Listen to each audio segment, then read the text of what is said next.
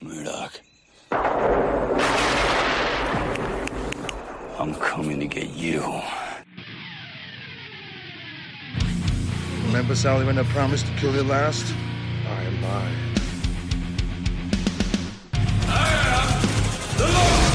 Get off my plane.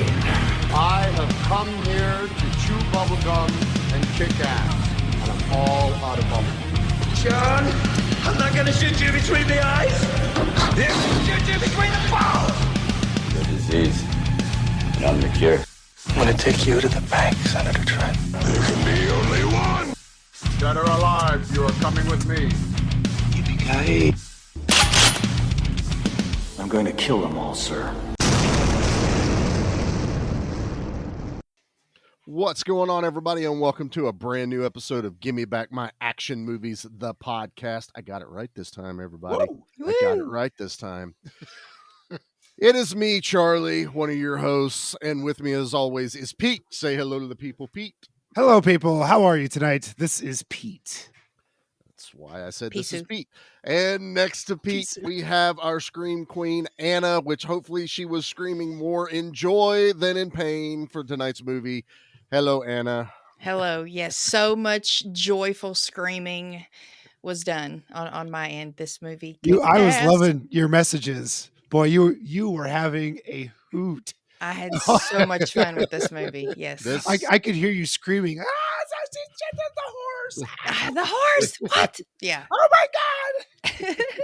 This was one that I kept under my hat for the longest time of what we were going to finish out Banger March with, because we just wanted to just hit everything. And I struggled. Like, I really had like this whole, I felt like I was planning the month of action again. Because I went, well, this was kind of cool, but I like this one. It's like, ooh, maybe I could do this movie. And, it was just, and we were hitting the 80s, the 90s, our 200th, all this other stuff. And I was like, I need something new. I need something new, but old. What's that old adage? Something new, something old, something Borrowed, something blue. Something borrowed, something killed Nazis. Yeah. I decided that now was the time for us to cover Sisu from 2022. Unfortunately, as you heard last week, Nate's taking a break / left for a while. We don't know when he's coming back. Sabbatical. That's a good word for that. I like it. Yep, somewhere around there. So I had picked this when he was still on. We were all excited for it. I thought Anna was going to be the wild card on how she reacted to this, and we'll get into that in a minute. But now's when I normally play a trailer. And when I picked this movie, I knew I was in trouble because I remember this trailer. I know this trailer well, and I went, no dialogue until almost 2 minutes in, and it's not a dialogue heavy movie. Exactly. Yeah. And I was like, damn it. How do I do this? Because I still need to get everyone in the mood. And then it dawns on me. The movie gave us the trailer. So I have the trailer straight from the movie. So here we go. My version of Sisu, the trailer. The general, he has given us orders. Turn back and head to Norway from Finland immediately. Did you tell him he just killed 7 of our men? I did. And? He thinks we were lucky. Fucking lucky. The dog tags belong to a man named Aatami. He was a Finnish commando, the most feared in his unit. The general said, and I quote, "He's one mean motherfucker that you do not want to mess with." He fought in the Winter War, lost his home and his family to the Russians. He became a ruthless, vengeful soldier who took orders from no one. The Finns, they gave up trying to discipline or control him. They just sent him out, alone, into the wilderness to hunt Russian patrols. he became a one-man death squad.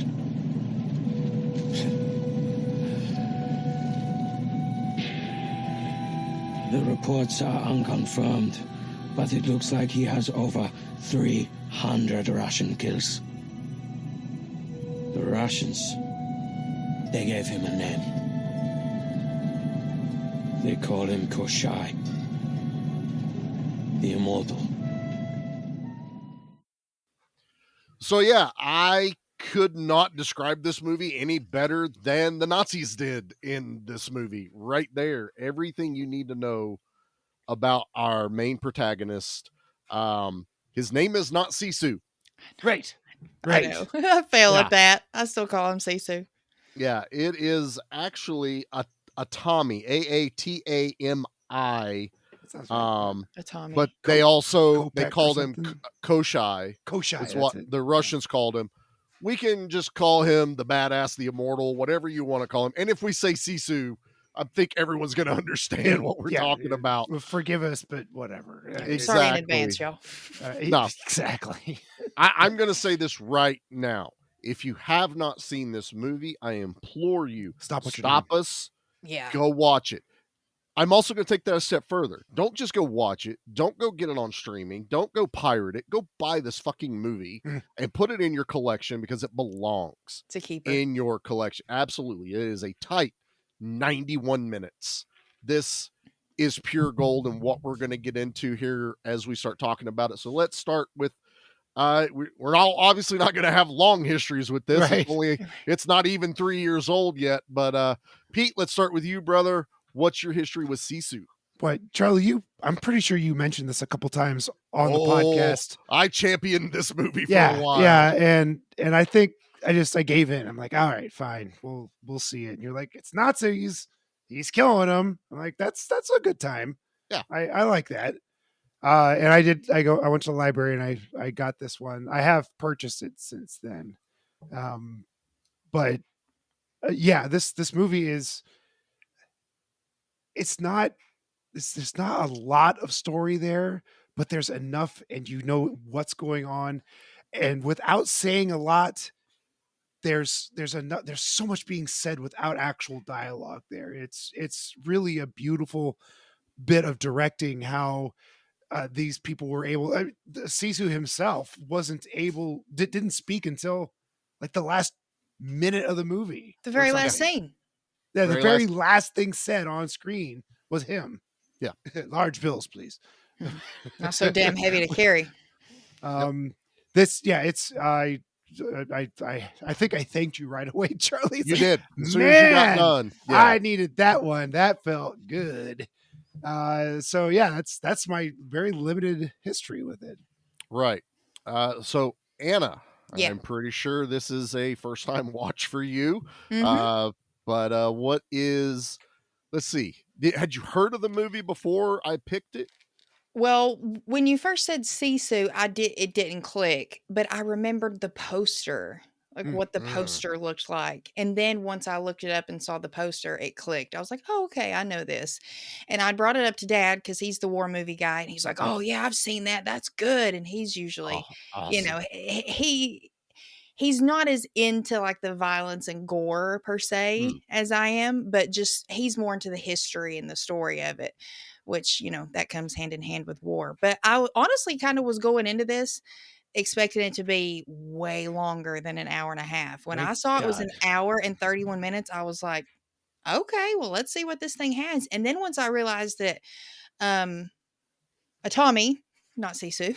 Thank you. He was. I already screwed that up. He was the dad in Rare Exports, which we just covered on the Baron's Hideout back in December. So it's super fresh on my mind. And I said that in the Slack. And then Nate was like, same director too. And I was like, oh shit, no way. And then Pete was like, yeah, and the tank driver's his son, which once I finally got to look at him, I was like, that's the boy, our little hero. You can totally see it. It's like they're like 5 years apart or something like that. Yeah. I think these movies are like 5 years apart. No, like 10 years, isn't it? What? Oh, okay. That makes even more sense. Yeah, Rare Exports was 2012, I believe. Tank driver is an adult man, and the son in he was a little boy running around in his watch underwear. I still need to watch Rare Exports. Oh God! Oh, Charlie, it's good. As you implored people to watch Sisu, you need to see Rare or Exports. I don't think it's in English at all, but it's not. it's batshit crazy. It's wonderful. So yeah, I jumped into this. Dad had already watched. He was actually watching The French Connection. He was like, "I'm going to finish this." So I was like, "Well, I've got to watch this for tomorrow." So once I started it, I was in. I was in all the way. I loved this. I feel like he was really kind of inspired by Quentin Tarantino a little bit. Like the chapter title cards, I loved. I thought it was a great touch. The font as well. And I just, especially the credits at the end too, I was like, this just feels like kind of Tarantino-y. So I dug that also. But I had so much fun, and I'm glad you picked it. This was a banger way to end the month. Thank you. I definitely agree. And French Connection, 100% behind your dad watching that. I mean, R.I.P. Gene Hackman. Gene Hackman, yeah, that's why I was watching it. I adore it. We're let's see, depending on when this comes out, hopefully we've done our Uncommon Valor over on the Action Elite, which is one of my absolute favorite Gene Hackman movies with Red Brown. It's a good missing in action movie, Pete. Why? Yeah, I never thought I'd say that. You know, I've always grown up thinking I love missing in action. No, I get it though. Yeah. Watch Uncommon Valor instead. I think I even said that in the episodes. Like, just watch Uncommon Valor. It's a better version of it. You get everything you wanted in there. But so my history. Now, this is going to be where I'm going to be completely pissed off at the movie industry and distribution. And while I understand we were coming out of the tail end of COVID and all that bullshit, which is how this movie came about, this movie was in theaters for maybe 2 or 3 weeks. Okay, I was going to ask that later. Like, I don't remember this at all. And I don't even think it got to where I was. So it was probably limited release in those 2 to 3 weeks. So I will be one of the people that will admit that I unfortunately had to go the route of sail the high seas to find this movie because it wasn't on Blu-ray yet. It didn't go to the theaters where I needed it to. We all got a copy of it and we all watched it and we absolutely fucking loved it. I got this and I had it on my hard drive and I was staying in Ohio with my buddy Rob and Anthony. It was one night after work and we were like, let's watch a movie. What do you got? And I went, I got this movie called Sisu. I really want to see it. The trailer looks amazing. I got done watching that and Rob and Anthony are just sitting at the other side of me and they went, we didn't really watch the movie. We watched you. You had the absolute most fun I've ever seen someone like emote on their face watching this movie. Because that was the treat. Like the movie was great. Your reactions was amazing. And I was like, yeah. And every time I watch it, I think I react the exact same way. This was the first time watch for Jackie last night because I have bought this movie since then. Unfortunately, couldn't find the steel book. That sucker disappeared real fast. I need to buy it now. Damn. It had the extra plastic slip cover, and the slip cover was the knife going across his eyes. So when you pull it up, it's Sisu looking at you, and you put it back down, the knife's going across. But I do have the Blu-ray, which is amazing, and the DVD on it. I bought this for my dad. He loves this movie. But yeah, and Jackie got done watching this last night. Exact same reactions Anna did to the horse exploding. It's like, what the fuck was that? I was like, what the fuck? No. It was so fast. You don't out of nowhere. I was like, it felt like a good jump scare. Like, yeah. Like that one jump scare that really got you that one time. Yeah, same thing. Got me, all right. Same emotion, same gasp of breath. Yeah, and she went in absolutely blind, no trailer. She even when the movie was starting, she goes, "Okay, what's the premise?" And I went, "No, I'm not. Just watch." I was like, "Just watch it." I there's nothing I can say that will either A, make sense, or B, not really kind of. Not that there's any spoilers really in this movie once you kind of break it down to the bare bones. I mean, once you realize what this movie is actually. Once you know the premise, you know what's going to happen. There's not much spoilery to it, but right. I was just like, you know what? You're going to go in as blind as other than I saw the trailer as I did. And she loved it. She absolutely had a blast with it. This is an amazing movie. So getting into it. So like I said, this was done in 2022. And I'm gonna mess up names. This is Finnish. Yeah. This just I thought we got a new desk, Anna. We got a new That desk, was Anna. me hitting the mic. You could have blamed that on the cat again, and we would have. No. Neither of us would have known. It was me. I was trying to get my phone to help you with some pronunciation. So have fun, sir. Suck it. I busted her out. She busted me out. Jalmari Helander, who is a Finnish director, and that's one of the things I love so much about this movie is it's technically a foreign film that was obviously influenced by American action movies and history and stuff like that. This isn't based on a true story. There's a lot of elements kind of grabbed from I think there's a thing about one of the snipers from World War II that had a ton of kills, and I think the battle and times are accurate, but there wasn't one Finnish guy called the Immortal running around killing hundreds of people. In the landscape. This is much like John Rambo. That's very much so. It's not based on a real person, but it kind of surrounds real things. Yeah, it surrounds real events somewhat. Yeah, real events. Plus, you get me a movie where we get to kill Nazis in gratuitous ways. I'm in. Always. It's always one of my favorite. Inglourious Bastards, Overlord. I want all the scalps. Dead Snow, even though I didn't really care for the movie, I will always be a fan of killing the Nazis. first one wasn't any good, but that second one was special. I know you didn't like. I don't know. I have no idea why you didn't like that. I don't. I don't. God, either. I don't know. It's just not good. Not good. It's also, I just also like knowing that I can just be mad at the bad guys because now Russians can be bad guys again, and they're bad guys in this movie. Germans are bad guys, and it's always about Nazis, so we're always okay to be mad at them. Yep. And so I have zero complaints about the setup of this movie. $6.5 million budget that they did on this. Wow, that's breadcrumbs. Worldwide, and this is because of that stupid limited release, it did 14 million. So I think it still did good because there was no marketing behind this movie. I mean, money. It made money. There's whispers of a sequel. I don't know how I feel about that right now. I don't know if I want his story to continue. I would like to see a young Sisu. Ooh, a prequel. Him in the war. Show me him in the war, like him going through all that. I could be down for that. Hell yeah. But you could even make him like a Finnish James Bond, minus the sexy bits. Every movie's a vignette of like this is his mission for that or his mission for that. Like a different era of his life. Yeah. Oh, I dig that. Yeah. Could do something like that. But Indiana Jones, same kind of sort of idea. But this is the other reason I picked this is it's in the name of the show. This is an action movie that gives me back those feelings of action movies from the 80s and 90s.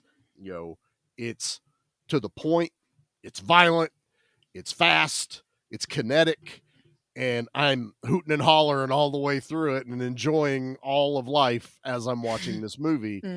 And it's just fun. Like being able to put some fun back into an action movie is something that it's for whatever reason it's getting harder and harder to do. Like I find the John Wick movies fun, but it's like 2.5 hours, almost 3 hours now. I haven't watched them. And I'm like, I like this, but it's good. We don't need to be this long, movies like Nobody, that right there, Nobody, Sisu. I haven't seen it either. Movies like those are some of my favorite, more current movies. Well, I think too, when for me anyways, like when you think of a war drama or a war movie, that's like I said, I went in expecting this to be at least 2 hours long. And when I saw the runtime, I was like, okay, this is a treat. I'm here for this. But like you said, it's straight to the point and they don't really waste any time. And you don't have a whole lot of dialogue throughout the whole movie. It's no dialogue to waste time. They're just they got this story. It's a journey from point A to point B, and we're on the journey with them. Shenanigans he gets in between those points. This is very much along the lines of Soldier with Kurt Russell, where he barely says anything in the entire. This is actually less dialogue than that entire movie. I mean, I don't know if I'm sure there's other, well, there's Silent Night, so there's other movies with less dialogue in them, but this just reminded me of that. This means I don't need a ton of talking or one-liners or anything like that. If you make the story compelling as far as showing me what the story is and giving me that little bit of dialogue through the Nazis version of it, that's the only people talking in this movie till the end is the Nazis and the Finnish women that are captured, that they have as hostages slash. Yeah, they do the expo drop. Yeah. They do it, and that's also why. I'm glad you said that, Pete, because our main girl, and I don't know what her. I think it's. I am going to mess it up. It's again. awfully complicated. Aino, Aino, whatever, however you would pronounce her name. She's our leading lady in this hostages slash slaves. Yeah, total they're- sex they're- slaves. These are the spoils of war. So there to you speak. go. Yeah, They have been captured and they are being used and abused We until get they that. probably die. We get that shot frankly. too of whenever we first see the women, and there's that one laying on the ground, and that one ugly he's Mhm. pig zipping his guy pants gets up, zipping his pants up. But when he walks by, she like pulls her dress down over Yep. her knee, and I was She like, covers "Oh." all of her skin. Yeah, And I yeah, was that like, was it. that's what's going on here, Oh yeah. Yeah. But fuckers. our Yeah. main girl, which is why I wanted at the beginning to say our main character is not Sisu. He is of Sisu, which is what that word basically means. And I like how they said it has no what do they say? No translation. Yeah. If you've studied any languages, there's always this word that is Yeah. nigh impossible to translate into English just because of the culture, what it means to the culture. But And- then they go and they give us their best interpretation of it, which is stoic determination, grit, bravery, resilience, and hardiness. And watching this movie, it's probably my 5th or 6th time watching it, I realized she is also Sisu good in point. this movie. Mhm. She has every bit of the grit and determination From the minute you that- see her. yeah, that the Immortal has. And I love it. I mean, when you get that, when that clicks, when you watch it and you're like, shit, I mean, all of the women do, obviously. She is the lead one though. And that's the one where I'm just like, she takes charge of the situation when she's able to. And she is very much that determination, that Sisu. And I love it. I absolutely, there's not a wasted scene on here. This is one of the rare movies. There's nothing I would cut because I think nothing. the runtime is No. perfect. The buildup of him finding the gold at the beginning, he's walked away from the war, just like it says in our intro, for the trailer. He's just wanting that simple life. How do you survive? Finland is being eradicated off of the map, basically. When the Nazis were driven Scorched earth. out of Finland, they enacted a scorched earth. Exactly. They burnt everything. They were losing. Salted the earth while they walked through it. They laid knew they were landmines. losing. Mhm. And they're like, if we can't have it, no one can have it. And that's the mentality of the Nazis in this. So the Immortal is just he's a simple man trying to make a simple living. He's a gladiator. Russell Crowe, just wants to be a farmer, not a warrior. But he finds a shit ton of gold. And Anna, you already said the Quentin Tarantino thing with the title cards. That glow of the gold upon his his face. I thought that too. The briefcase. Immediately Pulp Fiction. Uh-huh. I was like, Oh yeah. I definitely see some influences and I'm here for it. Yeah, same. Gathering all that stuff up. It's also his I don't give a fuck attitude where he knows the battles are going on. He sees the planes flying by, but he's still just, there's the road. I'm loading my shit up and I'm following this road to the next town, and passes these Nazis who are on their way out of Finland and looks them like you expected him to like turn his eye away from, the general or whatever rank this guy was. And they're staring each other down. and it's just like this. Who's going to break first? Who's going to stop looking at the other? Because you'd think somebody'd be worried, like, oh, don't pay attention to me. I'm just passing by. No, the immortal just stares these motherfuckers in the eye. He's telling them, don't do it. Don't do it. Yeah. Don't make me do it. I'll let you go. Just don't do it. Yeah. You'll do yourself a favor. Don't fuck with me. And for whatever reason, he lets him go. But it's also, he knew his other guys were down there, and they were worse than this company was, I think, is what he was saying. He was walking into his own death. I thought that first. I thought that he would, once he did meet up with the other crew that he ends up slaughtering first.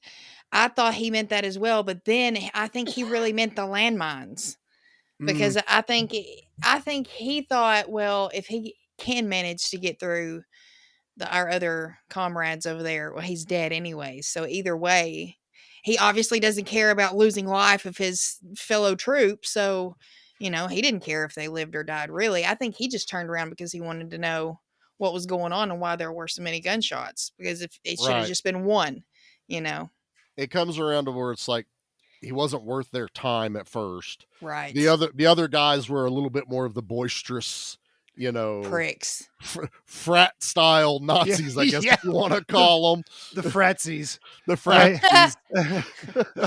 The worst of the worst. Yeah, the worst. But, and I also think there is the landmines and everything, but he's literally saying there's nothing back there. Like, we've already burned that town to the ground. Yeah. So you're just going to keep writing and writing and writing. So there's a lot of different ways to interpret it, and I don't think it's meant to be super as deep as we're trying to get into it, but it's still kind of fun to kind of pick at, especially it also watching doesn't it spoon feed times. you. It leaves a lot of interpretation. Yeah. That's a lot of fun. You don't need to know all the details. That would have made it a 2-hour movie. That's exactly. Too much dialogue would have drug it out. Too much talking. We get our first little bit of talking pretty much not even from this scene. It's the next one where they stop him and make him get off the horse. They realize he's panning for gold, which immediately is like, oh, then he must have gold on him. And they're expecting probably a small little thing of it. They find jackpot. Giant boulders of gold. Like, is there that much gold in Finland? Like, is it really? This was the gold rush of Finland. I read that somewhere, that this is the start of the 40. Was it 44? Was it? 40? Yeah, it was like 44, 45. Yeah, because it had been right at the end of the war. Yeah, the Finnish gold rush is what it was called somewhere. Yeah, online. So he has like 2 side saddle satchel packs full of gold. I mean, that stuff has to weigh. That poor horse. A concrete sack, like 80 pounds of concrete everywhere. That horse was tough. That horse didn't even big horse. care. I love that horse, and they give him shit. And good Lord, the actor that plays the immortal, everything's said through his eyes and his movements, face. It's just his face, him gripping making that fist. And they don't quite do the knuckle crack, but it's just enough. It's implied sound. Just that enough. He's ready. He's hardened, and they're just being jackanapes, and they're going to kill him. And they try to kill the dog, which I did have to spoil that for Jackie. And it's only because they did it in the trailer. And I was like, I'm going to do this on this. Only because they said it in the trailer. In the trailer, big words pop up, and it goes, "Don't worry. The dog lives." That is in the trailer. I love it. The Sisu. Everybody was saying this is a World War II. Don't kill another dog. World War II John Wick. So everyone's like, "Oh no, they're gonna kill the dog again." And the director's like, "Nah, put it in there. Don't worry, the dog lives." And I told Jackie that. She goes, "Oh, thank God." So that's all she cared That's part of the reason why I was in the Slack saying these Nazis can't shoot worth a shit. Like, they can't shoot the broadside of a barn, let alone a little dog running through there. I'm glad they missed him, but I was like, they can't shoot worth shit. I think what a lot of people forget when it comes to that is a lot of soldiers weren't battle hardened or even that well trained properly. Right. That's why you have those automatic guns. Point name. That's all you don't gotta need do. to be. Yeah, you don't need to be skilled at shooting an automatic gun. You just Spray and pray. That's yeah, it. yep. That's where a lot of it is there. Like the marksman is the second in command. He's the better shot. Everyone else is just, and they're not expecting this guy to do what he does. They're not expecting a guy called the Immortal to show No, up. they're not expecting. He's a Minecraft guy. He's mining for gold. He's got a pickaxe with him, but he obliterates these guys, and I love that first kill, the most notable kill with that fucking knife. I was like, huh, what? Right from one temple to the other. This Yeah. big old Bowie knife or Rambo knife, whatever. And then it was. I Oh my was God. strapped the fuck in at that point. Yeah, I was like, yeah. here we go, buddy. I'm here for it. Put your seatbelt on. You're in for Yeah. a ride. Right, and the other Nazis are like, the fuck just happened? What did he do? Exactly. The looks on their faces were priceless because Yeah. they exactly said that. Like, oh, what? This old Yeah. man? I just need this moment, and you start realizing how absolute badass he is. They hear the gunshots in the distance, which is probably the most unbelievable thing in the movie, that they heard gunshots while riding a fucking tank down Touche. a dirt road. Good point. You wouldn't have heard shit. You wouldn't. pretty loud. You've got 2 2.5s in front of you. You're on a tank on top of it. You're not hearing those gunshots in the distance. That you would have been a half a day going, the fuck are those guys? They should have been here by now. It's just Never a flat showed up. tire. But you gotta have a reason for them to turn around and go find him. And again, Sisu, I just did it.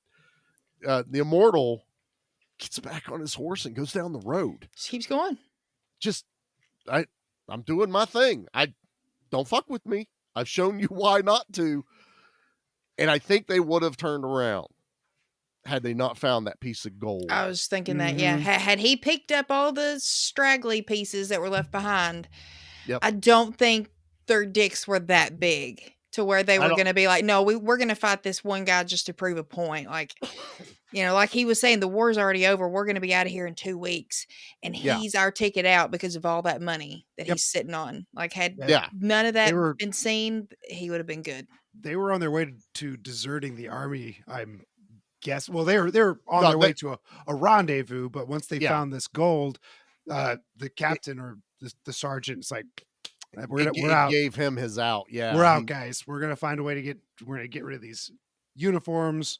We're going to find this gold, and we're just going to get the fuck out of Dodge. Yeah, we're going to South America where Go to all the Disneyland. other ones went. So, but yeah, that's pretty much kind of what it comes down to. Is this is now driven by the gold.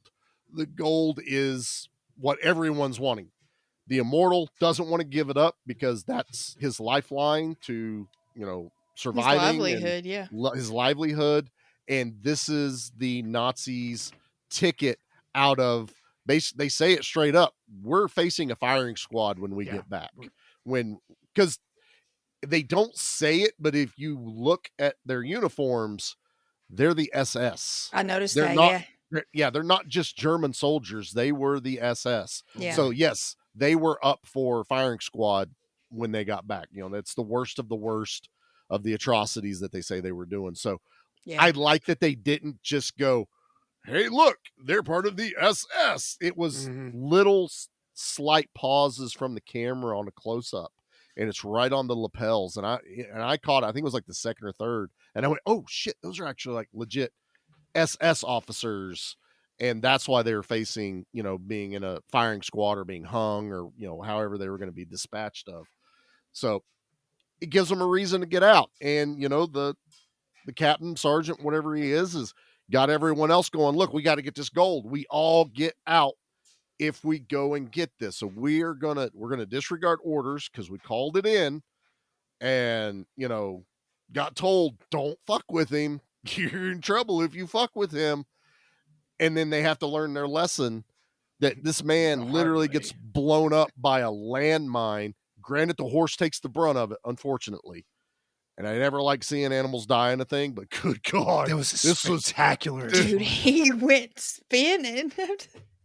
pieces and parts of horse meat There's everywhere. horses. It's glue now. There is glue on the road. That's how badly this horse got blowed up. But man, he takes that moment and says goodbye to the horse. Like he feels bad that This it is buddy. happens. It was, I mean, it's his only, him and the dog are the companions to him out here. And doing this landmine scene was just something that I was never expecting. I don't think I could have even thought to write this action sequence of them watching him pick up the gold that's scattered. Because you got to think in his mind, he's like, why would I send my guys out in the landmines to pick up this gold? Let him do it. Mm-hmm. Yeah, he's doing a good job. So he's just waiting. Then we'll get him. He throws that rock right on a landmine. He sees it sticking up, exposed. Not really to kill anyone, but it causes a dust cloud. Yep. This Diversion. huge smoke And he does cloud. it to a couple of landmines around and just sends, like you said, sends up this smoke storm. You can't see anything. It's this thick dust. Yeah. It doesn't settle quickly. No, it lingers. There's like no wind or whatsoever. And they just start firing like Predator style. Indiscriminately. And that camera cuts to like, how is he not getting hit? And my dude turned into Captain fucking America. And he is holding up that pan, that gold pan in front of his face. And there's bullets. Ting, ting, ting, ting, ting, ting, ting, ting, ting, ting, ting, ting, ting. And I'm just, first time watch going, what am I watching? This is so fucking badass. This is the greatest thing I've ever seen. Yeah. Somehow he topped Captain America, and I don't know how that's possible. But he doesn't. It just, and he gets away from them, and they send a couple of guys out into the landmines, and they blow the fuck up. And it's just, now the movie just starts. The best one is when they send some guy, and he stops before he gets to the smoke, and he looks up in the air. Oh, that's right. Yes. And the Immortal has thrown a landmine way up high in the air. This thing comes down on this dude's head. I lost it. I absolutely lost it. I don't know why that tickled my funny bone so right, but geez. Because you're not expecting it. No. You're not expecting him to pick up a landmine. It's beautiful silence. This whole movie plays this like this. There's so very little music and so very little dialogue.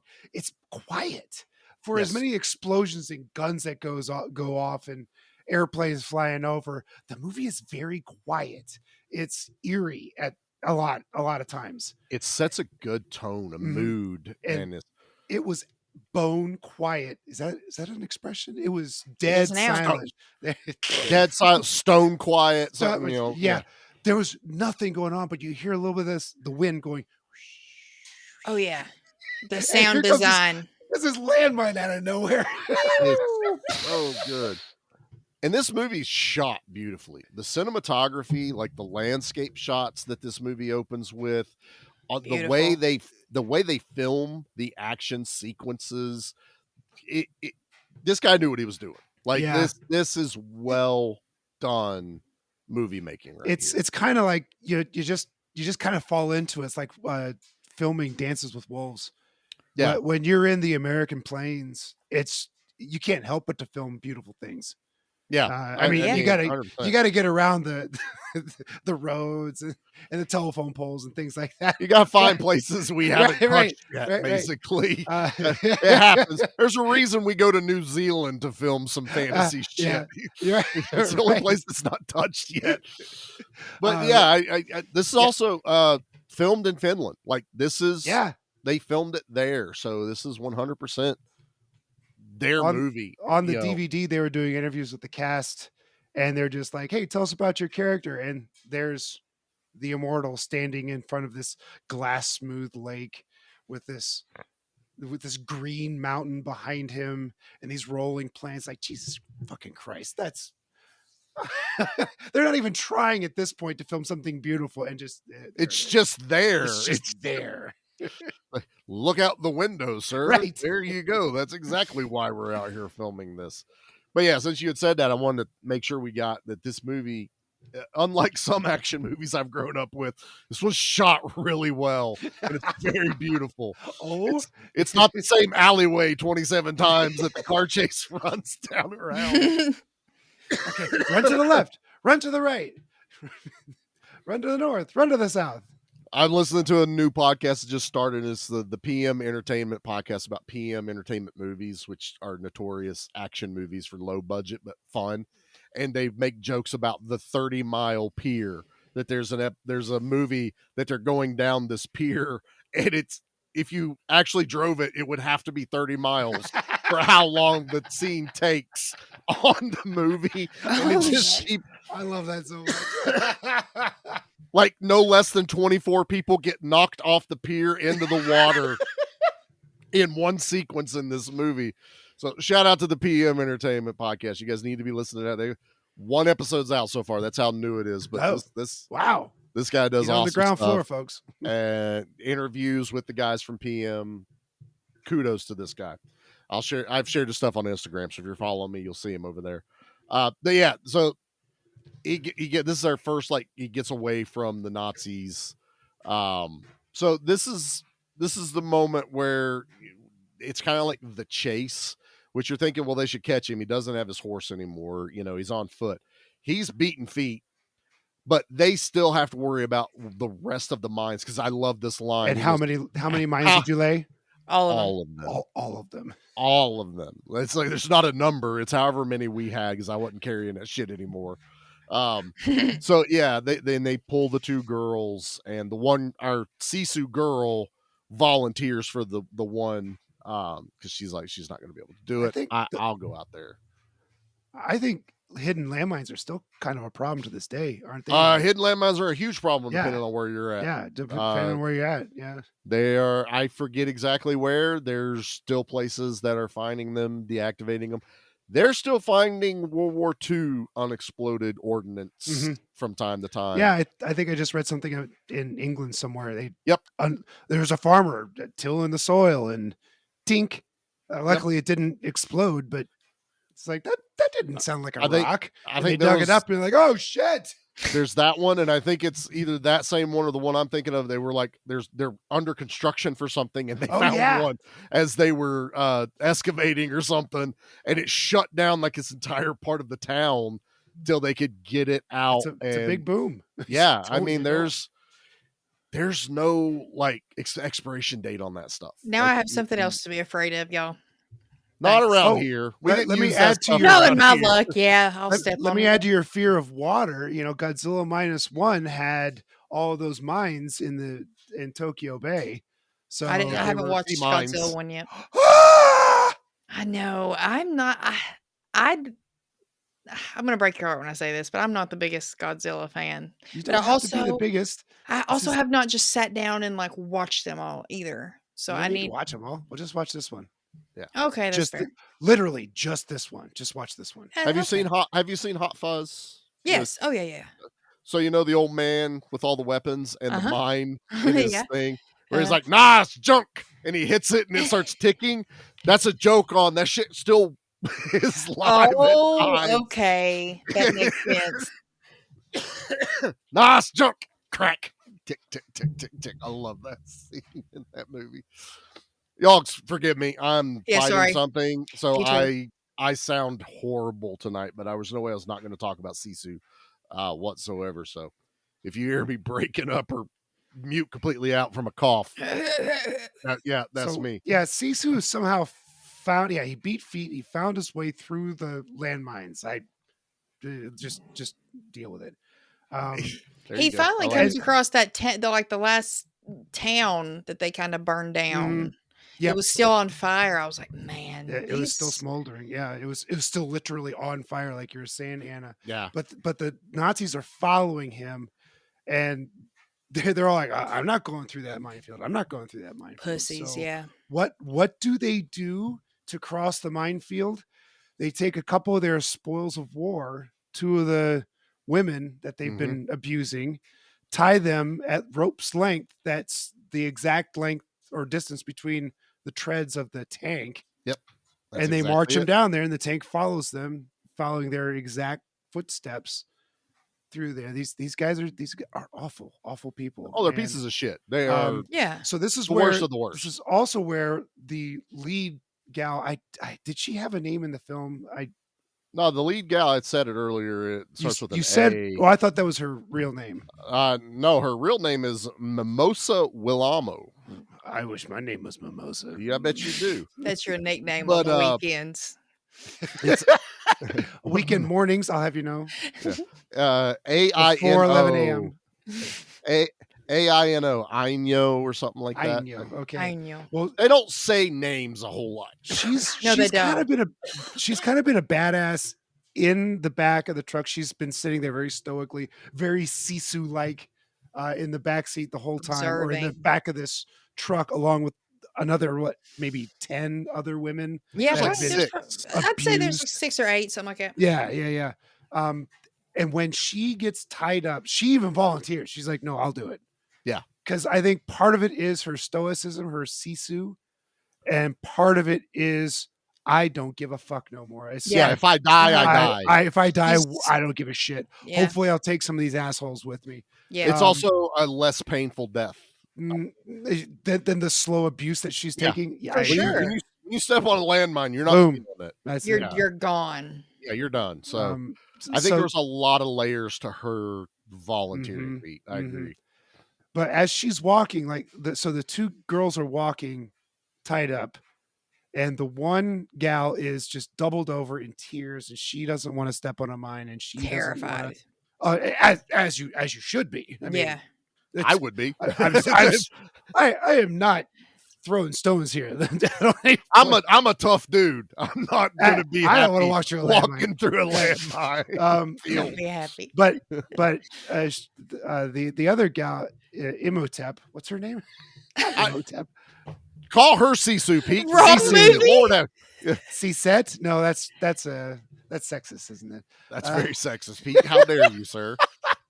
Just say Lady Sisu. There we go. But she Yeah, like Lady cons- Deadpool, Lady Sisu. Deadpool, Lady Sisu. Sure. I like it.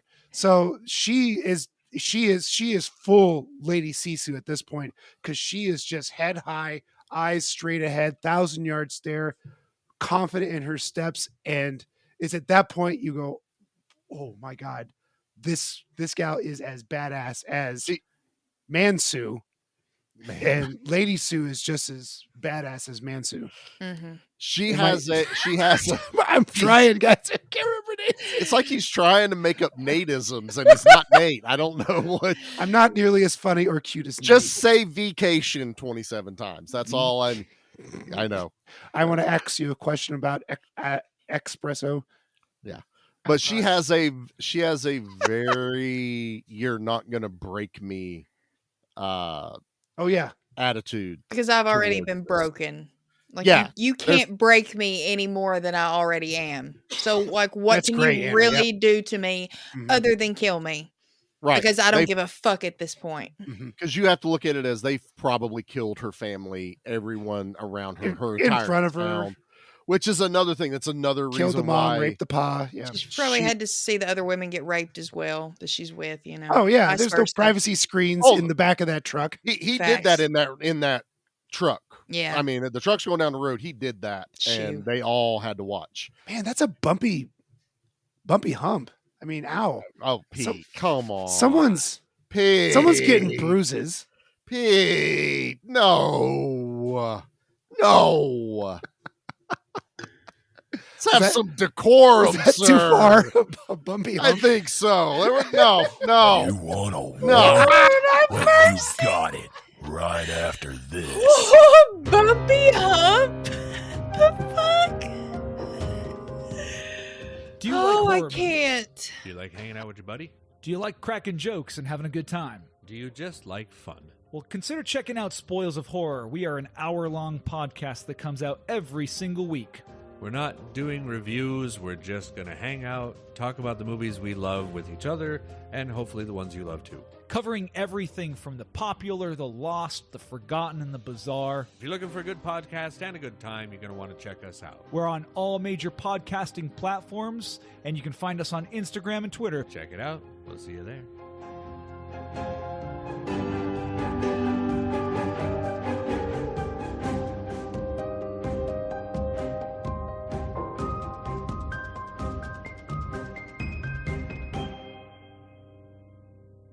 Guys, we've been doing this thing for a while, and I think it's about time we make a trailer.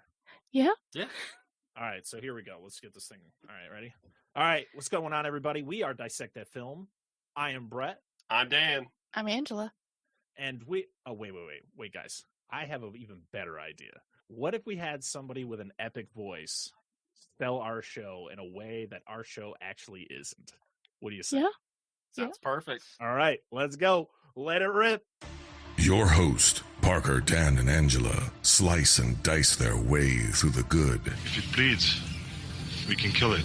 The bad. You brought the devil! That's the devil inside everyone. And the ugly movies you love. And you can't piss on hospitality. I won't allow it! Hold your favorite films and franchises tight, because they aren't safe. In fact, it's already too late. It's time to dissect that film.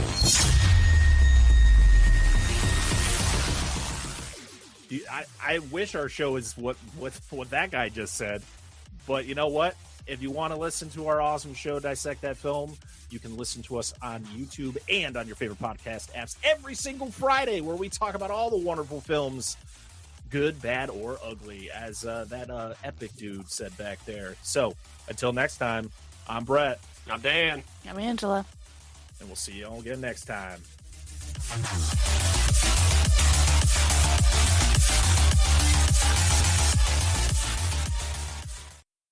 I didn't come here to talk. Lucky for you, they did. All right, Pete and Anna are both on probation now, and I'm running this show solo. So yeah, welcome back to the one-man show. Give me back my action movies. I can't trust either of these two right now. Spiral Squad, chicken in.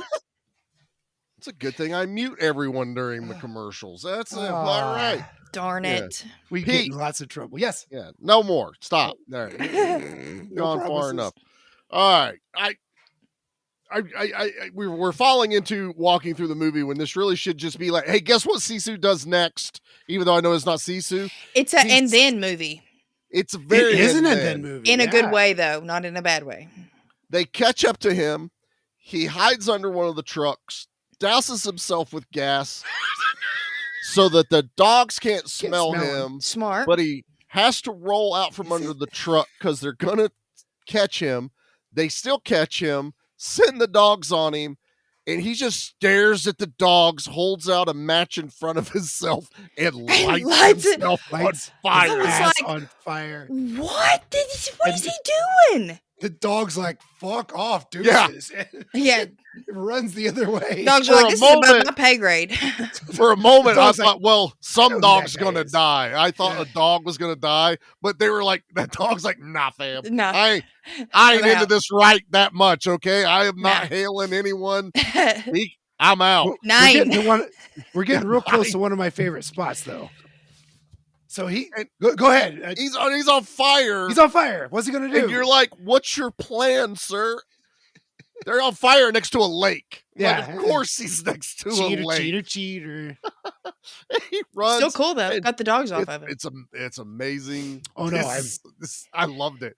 He jumps in that lake. They are firing at him. There's bullets flying through the water. He uses the gold to weigh himself down in the river. That right there shows you how heavy it was if you didn't believe it at the start. And he's just like, and that shot of the lake too, him just holding there like real stoic once like again. a and sea steady. lion just hanging out at the bottom of a kelp bed. Like what I loved again for the cinematography was the underwater shots are amazing. Yeah, they were definitely underwater, but it was 100%. lit so well.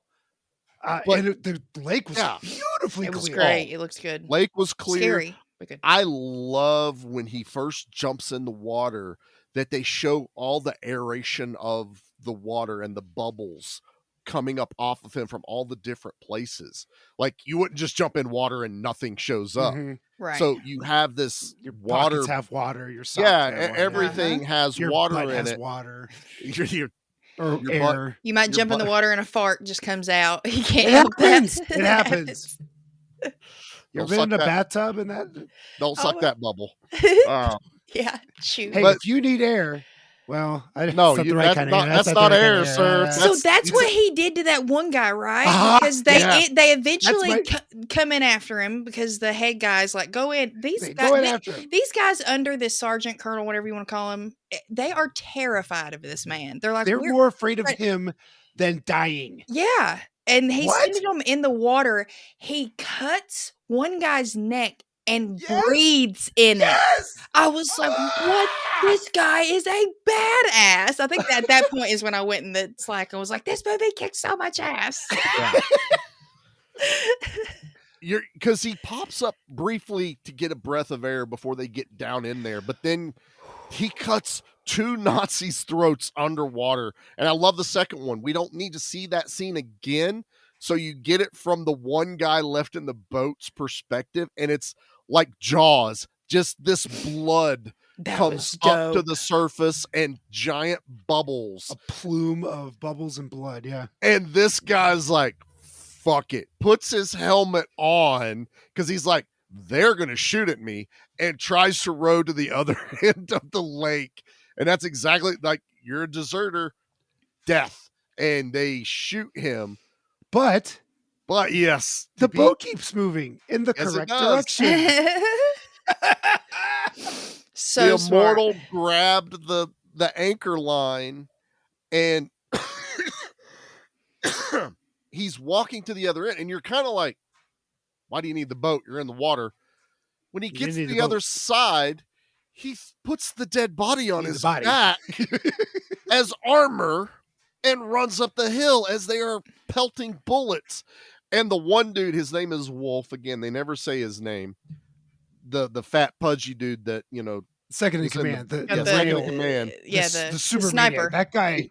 But he was a He sniper. literally goes, fuck it, walks over to the tank and gets on the Top Gun, the turret, full on the like M50 50 or whatever, 50 50 cal, whatever caliber it was back then, and he unloads on that Unloads. hillside. Number 2 of Charlie's like, those I think that bullets 50 like- cal would have go- gone through that body pretty Yeah. those go fast. through Yep. multiple bodies. Not just one. You need about 5 or 6, one of them at least with body armor on your back before it's not going to go through. But I don't care. Mythbusters went through 2 phone books with a 50 cal. It's like, Yeah, body's so- softer than that. Oh, yeah. so much stuff. Yeah, but no, I love it, and it's just bullets flying, and now he has gained even more space between him and the Nazis because they got to figure out They have to find a boat. it ain't a little lake. They Yeah. they got to get on a boat, and I did like this.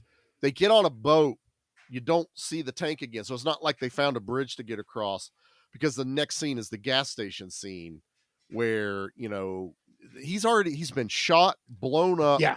He's digging shrapnel out of his body. Oh, Caught it was himself so on gory. fire.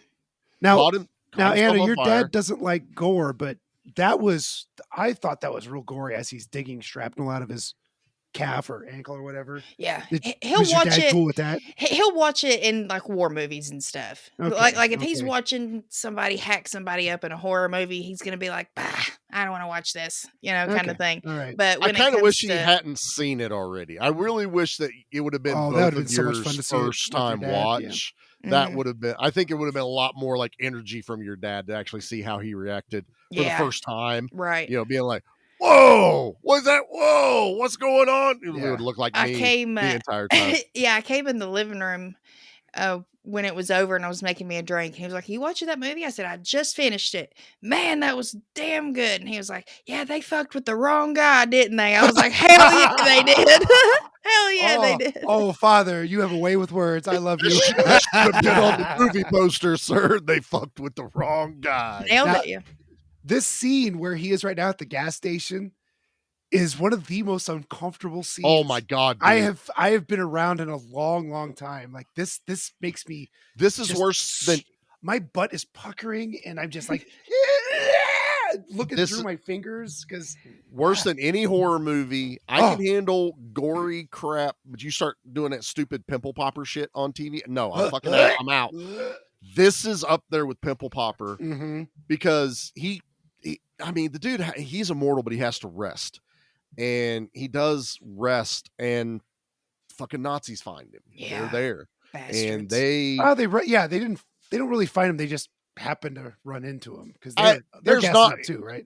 No, there's no gas at this gas. No, this is the sergeant and the Oh god and damn Wolf. it! Yes, Yeah, they hang him first, You're right. and Yep, more that's show up right, the that's next right. day. Okay, so you have the tank driver, mm-hmm. the sergeant, and the captain all right there, and they beat the shit out of him, knock him out. You get a nice PvP shot of him waking up and that noose flying down. Like, oh shit, we know what's about to happen. They're gonna hang him. How? He's on his back and the camera's shooting straight up. It's shooting and you straight see up.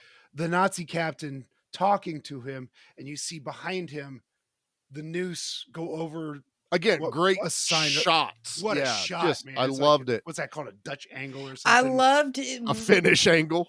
That's fair. That's fair. I loved that shot earlier in the movie too, when we get the 4 telephone poles from way back, and we get to people see hanging, yep. the bodies hanging Yeah. on the telephone poles. So I loved that, and then we get to see it happen in real time with him. But my question is, how did that man survive that? Out of That's a all great question. things, Mhm. like how? That was one I was like, God damn! Like he was hanging up overnight, not Well, just that's the cringe part is when he sticks his ankle in that damn thing to give him some pressure, like to give him some leeway. that took just enough off of the rope so he could he's barely breathing oxygen. But when he steps up on that one bolt that's sticking out, that took just a little bit of pressure off. But then that rebar that he drops his wound, it's either in his knee or wherever on his foot. leg. I thought it was his forget where foot. it was. It wasn't far from where it was. Yeah, it looked like But his ankle. that way he's caught on it. It's no longer him trying to hold himself up. That piece of metal in his flesh is holding him just enough. Like, I'm sure he's in and out of consciousness. Mm-hmm. And then we have the shot of the airplane coming through. Now the airplane is looking for fuel. That was a brilliant transition to explain like how we get him down when he's literally about to die. He doesn't have much longer left, I don't feel like. Yeah. And that plane comes by and just enough pressure to wiggle that sign. I loved it. It worked so well. This is the ultimate and then. Yeah. This is because I'm with you, Anna. The first time I watch it, you're just like, okay, how are you getting him out of it now? I know now he's not going to die, but this looks like something would kill anyone else. It would kill everybody else, Period. I think every true badass is also a lucky motherfucker.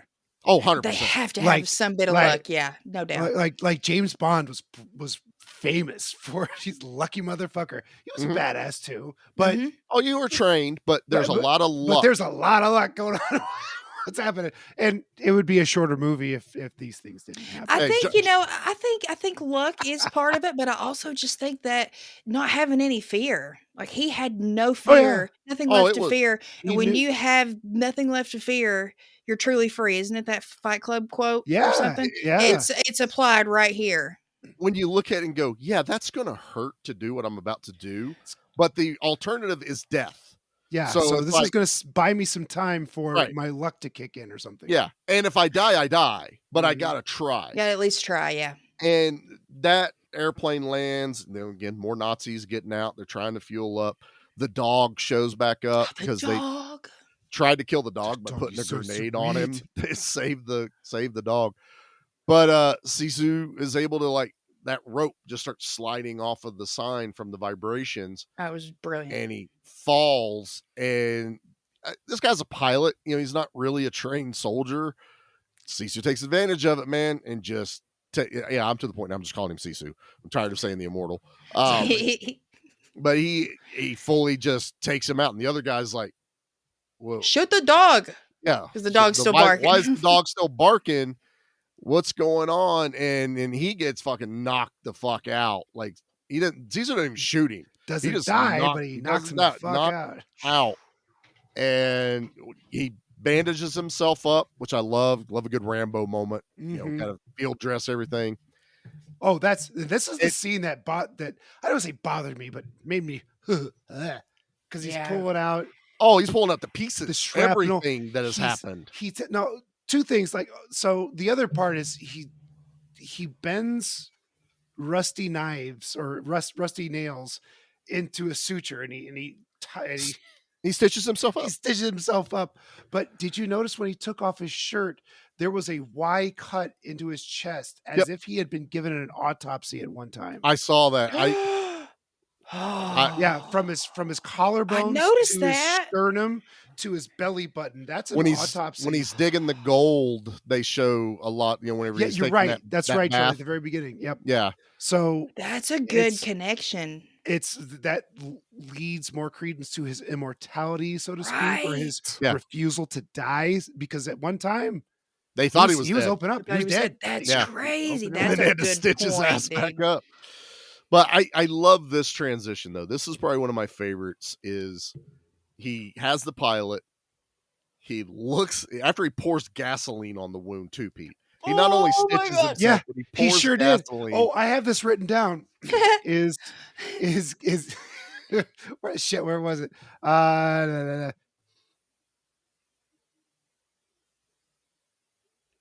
Shit, where is it? It's not nearly as funny as this pause is. No one will hear the pause. Oh, is gasoline really a sanitizer? If it's all you got, it's It all you works. got. I guess it's clean. Hey, Rambo Cleaner used than what you got. Rambo used gunpowder. So well, he did this too, didn't he? Didn't he light something of himself on fire? Didn't he do that also in this movie? well, he lit his whole self on fire Well, earlier in the Yes, movie. yes, I do remember that. He was part. completely in flames, so he's 100% clean. So I thought there was a Fire scene where clip. he like threw some gasoline in there and lit it on fire. I don't just think to- he lit it on fire on this one. Yeah, Yeah, I was. that's a hoping. Rambo moment. And but this pilot is watching him do this. The pilot's watching him do this, wetting and shitting himself. I love this though, because all we see is Sisu look at the pilot and then look at the plane, and then it cuts to the Nazis. So you have no idea what's going on, and you get the Nazis are cruising down the road. They think they've killed Sisu. Like, yeah, we're badasses. We also get a quick shot of the captain on the radio and kind of nodding to his second in command and the tank driver. And then they start talking like, okay, but what about the other guys? They're like, they're just going to keep going. Let them just keep going. The plan. We're going to is- break off. Mhm. Yeah, it's already set up. And the Nazis have the gold at this point, right? Yeah, they have the gold. Yeah, they have that's right, everything. that's They have right. taken it all. They left that one piece with Sisu, which is what made Sisu get pissed off and dig it Mhm. back up again. But Cocksuckers. I love this. They didn't need to have the plane do a flyover. They didn't need to do something in your face. Just the aftermath. The aftermath. Yeah. The trucks all stop because there is a plane wreckage in the road. So when you're watching it the first time, you're like, well, it's war. There's probably a plane. yeah, but yeah, we're sure. also in the back of our heads going, isn't Sisu going to take a plane? It's And they definitely a get up- Nazi plane. Yeah. It's definitely a Nazi plane. And they get up there and it's a dead pilot. Not dead because of the crash, but because Sisu hung that motherfucker with the same rope they hung him. He said, "This is And my rope." It's That guy saw a fucking ghost because he's like, that's my rope. The look on their faces was everything. The other guy's like, there's Wasn't it, no though? way. And he's like, I know my rope. I know Yeah. my rope. That's Made it my himself. rope. Or Probably. how, yeah. how many women did he tie up, and how many Oh, Right, people yeah. did he hang with it? Nasty I bet that fuck. was. I bet he used that for special occasions, and Sisu was one of these occasions, and he had been intimate with that rope. Stop it. We want to get on probation and get The double end of secret the- probation. What's the thing about the end of the rope? Isn't that wiping your? It's butt where on a- you're at. You're at the end of your rope right now. Knock it off. So no, now we get they're scared. Yeah. And it's let's beat feet. Let's get out of here. And Sisu's already integrated into him. When is he hooks up with these women, not in that way, but when Oh. he links up with them, Right. and he's not before Lady Sisu gives that badass monologue about how they've heard of this man and everything he's gone through. This is a legend. Then he pops in the back of the truck and they're dead. He kills the two guys that are back there with them. I'm surprised, honestly, that they let her talk as much shit as she did for as long as she did. I think it just goes to show how scared they were. Exactly. They were willing to listen to what she had to say because she obviously had knowledge about it. The longer she talked, the more afraid they became, and the more they went, oh yeah, he kind of did. Oh yeah, he is hard to kill. Oh yeah, is he? And then this one guy gets stabbed in the back out of nowhere. And not only that, like, you okay? You all right? And he falls over. Like, nope, he's not all right. No, he's dead. But then Sisu comes in with guns for all the women. And he doesn't look down on them in any kind of way. He knows they're in this boat together. They're in the same situation and they're going to help each other get out of this. So he arms every woman there. And when they pull that truck up to the other truck with all the Nazis sitting on top and they flip that fucking tarp back and all the women unload on them, I stood up and fucking cheered. I was like, yes! I'm risking probation, but that shot was nigh orgasmic. It was. I have to agree, Pete. Tarp flew up there, and they just unloaded. Like, and you see their bodies. So satisfying. Oh my god, so good. This was so well done that they were actually able in this movie to even add a moment of levity, because Sisu takes out that driver basically trying to stab through the top of the cab. He was like, finally gets him in the head, puts the girl in the truck. So she's driving it now. And he's needing her to like speed up and slow down. And she fucking slams the brake. And that tank barrel comes through the back of the truck, laughing my ass off. And he runs and gets on it and she takes off. But when she gets next to that other driver, and she's like, and she nods and kind of waves at him. And then they unload. It is so good. Glorious. Also, every time they killed a Nazi and threw him off the back of the truck and the tank ran over him, the guys on the motorcycle in the back going, "Is that one of ours?" Oh my god. Was that so? It's a little horrifying that as they're driving by on a bike, they're like, is that one of ours or is that somebody else? Because they probably see it all the damn time. Yeah. But it's kind of and fresh. These bodies are falling off, getting crushed by this tank, and it's foul. Like, exactly, Anna. His body is mangled beyond belief. It's such a good practical effect. It is so good. There's a tire tread in the middle of this person's chest. Yes. There's a moment when to go back 1 second, because this was another moment that embodied that Sisu moment for her. Yeah. Is when Sisu kills those two Nazis. I don't think at one point he ever knew the girls were in there, because he would have never known they were there, because he never sees inside the truck. He's always running and running. And I feel like if he had known they were there, he would have done something more than just very early on, as he's riding his horse, one of the girls' heads had popped out. They do the real. Yeah, I feel like he did real see quick. He saw that, so I'm pretty sure he knew probably what was going on in there. At least one, maybe two, but I don't feel like he knew there was, but because he had it was a gun for every one of them. Well, what it was is he got in there and she was reaching for the gun laying on the ground. When he reaches down at the same time to pick it up, because he grabs it first, and then he looks at her and she just kind of like, I know who. It was kind of like this. I know who you are. You're the Babadook. What's your plan? And he hands it to her, like, okay, this is a big thing. If you take it, this is what you got to do. Mm-hmm. Then that moment of he armed them all is like, okay, you all are in this now. You know, like you want your freedom. I will give you the opportunity to get your freedom.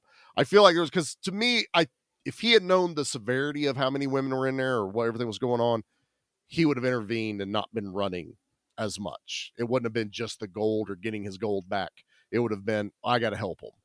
So there's a bit of, it can be taken both ways, I think, but I look at it as he saw a moment and he's like, I got my own little army here now all of a sudden. And can y'all find, here's how you get it real quick. Pull this, point it, pull. Same That's way they all train you the gotta Nazis. do. Point and shoot, Exactly. baby. That's all you got to do. Point and shoot. Mutual beneficial. Don't stand behind Mutually one beneficial. another. There we go. And just stand all along this side. But it is an amazing, amazing shot. But again, it's that dialogue with no dialogue. Mm-hmm. So much was said between Sisu and her without ever saying a word. And they totally understood each other. And not even having to tell her what he needed to do when he was driving. He was like, patting his arm down, like, slow down. And she slams on the brakes.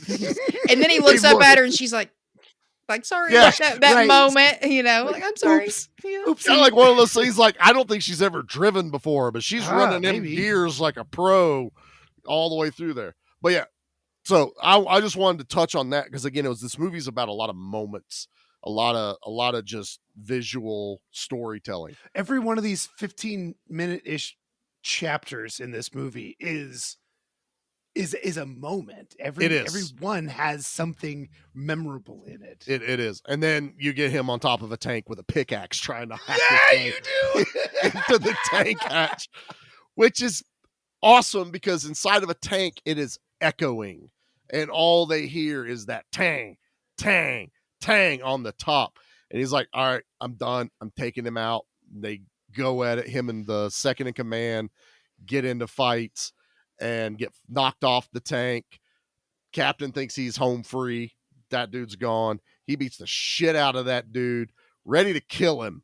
But he becomes a blubbering baby man. When those girls walk up in a line with all their weapons, like the music playing, the smoke. The setup is so good because he's got this awful psychopath. This guy is clearly the worst of the worst.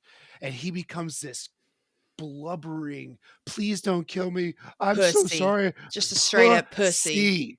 Pussy. Yeah. And Misu just looks at him. And that motorcycle drives up. This is my part. Go. You do this, Charlie. This is the epitome of Charlie watching an action movie, and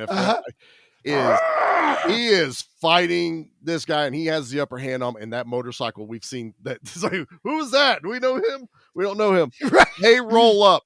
The sidecar has a giant fucking gun on the side. The other guy has a machine gun. They roll up like, oh shit, it's him that they've told us about. Sisu doesn't pick up a gun. He only has a pickaxe in his hand. He is standing over top of the other German guy. He looks up at these two motorcycles and he goes and growls at them.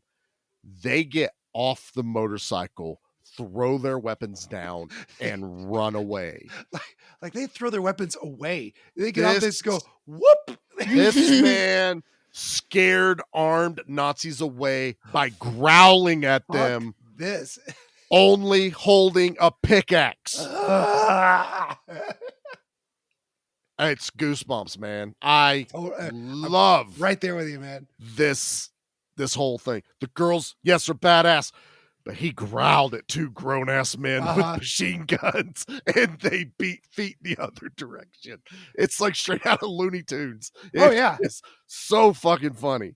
I love it. It's a mouse roaring like a lion, and all the cats run away. And then he gets a motorcycle, so now he can catch up to the tank. And then, I like what Anna was going towards. So Sisu he's got this second in command at his mercy, and he basically just kind of pats him on the head, hops on the motorcycle, and drives away. And this pussy is this awful man is just like, oh, I guess I'm okay now. I guess I can. And then Anna's scene from beyond the fog. Those women lined up. In a chorus line. Yes, right? chorus looking line. like the fucking Avengers walking out of the smoke, like ready to kick ass. And so they take over. He's now their hostage. But what I love is the next time and the last time we see them with him is they have taken control of the tank and they have his ass what's the proper term? Like hogtied? Hogtied to the barrel. Hogtied to the barrel of said tank.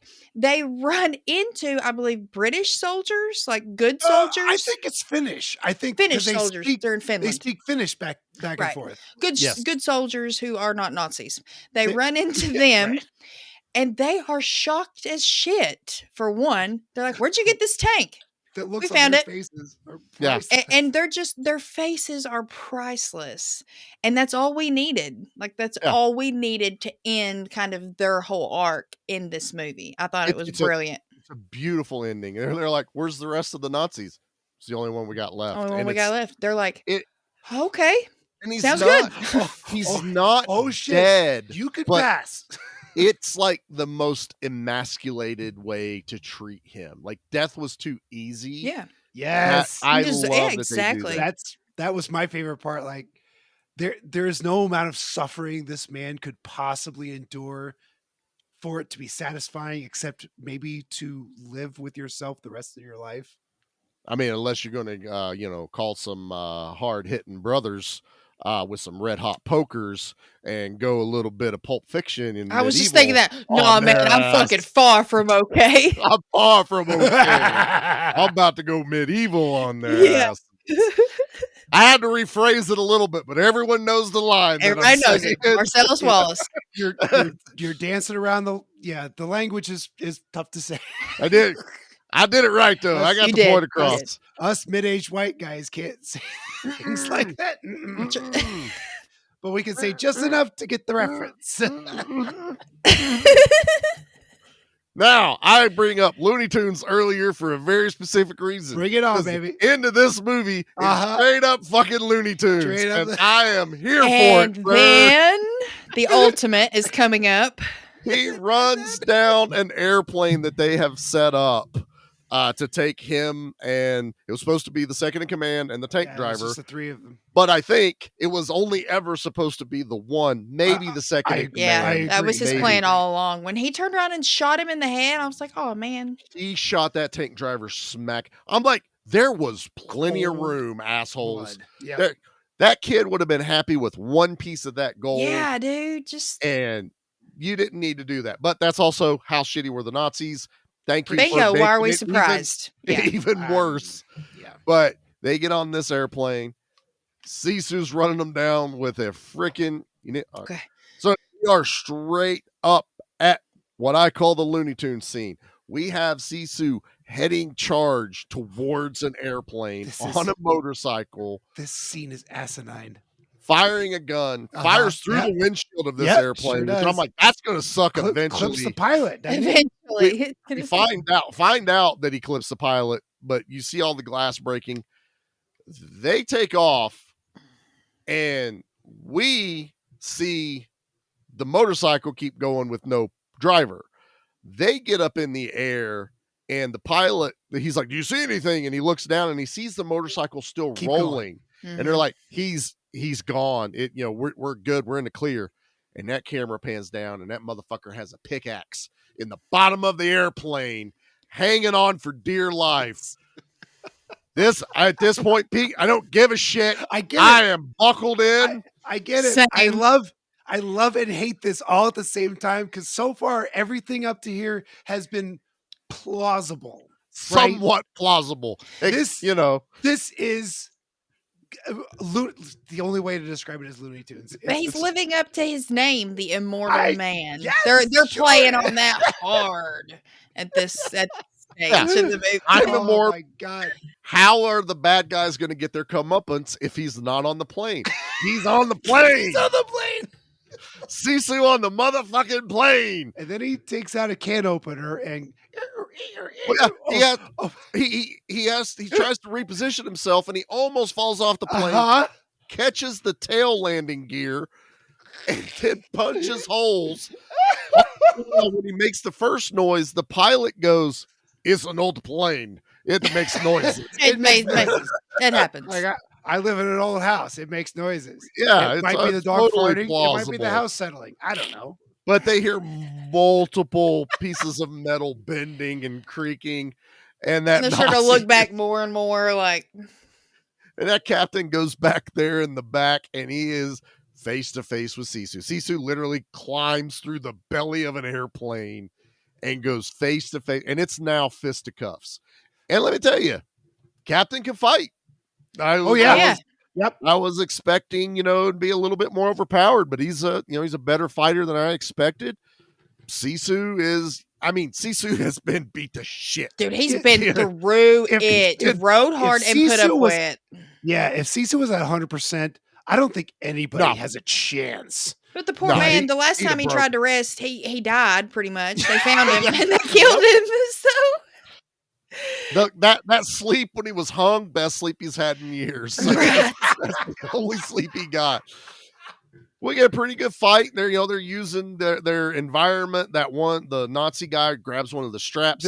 We see a bomb on the belly of the plane with bomb bays, and he wraps his hand up with that strap with the metal, and he is beating the shit out of face. The Nazi captain is clearly winning. I had flashes of Passion of the Christ. You remember the cat? Sure, yeah. Oh, wow. Where it's like pulling the flesh. Opened up these giant gashes on Sisu's face. It was There's gnarly. there's a flap of skin. Yeah. And it's I'm great. just The makeup's amazing. So good. But that moment, Sisu kind of gets a little bit of his bearings and realizes where he's at, and he's next to the lever for the bomb, but he doesn't grab it. That captain swings that thing back at him, and Sisu snatches it in midair, and just that hardened look comes back over his face like, you fucked up. Hooks it to the bomb and lets the lever out. Dr. Strangelove all over it. It's not even a second to react, and you're exactly right, Pete. Gone. I was like, what? He was only missing the cowboy hat, sir, as he was riding that thing. There we go, boy. Wow. I love when he's falling through the air, too. He's still yelling, fuck you. Fuck you. He's flipping the bird. Fuck you. I was like, ha, sucks to suck. Fucking Nazi. Giant explosion. He's dead. There's no coming away from it.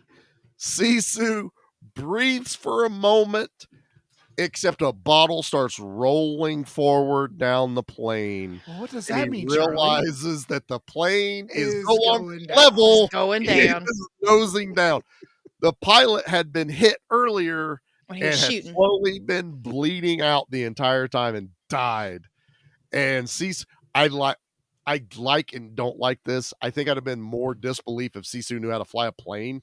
Mm-hmm. I like it. Try to pull up and I like that he hopscotch looks for a across, parachute. This thing ain't got a fucking parachute. Dude, he looked in every single box that said Everyone. parachute, and they were all gone. Nothing. What kind of guy gets on a plane without parachutes, at least for yourself and your passenger? Right? That's just stupid. I think this is probably the one part of this movie. Like, I mean, I've been able to suspend disbelief for the rest of it, but this one, I was like, how did this motherfucker survive? Not liquefied, yeah.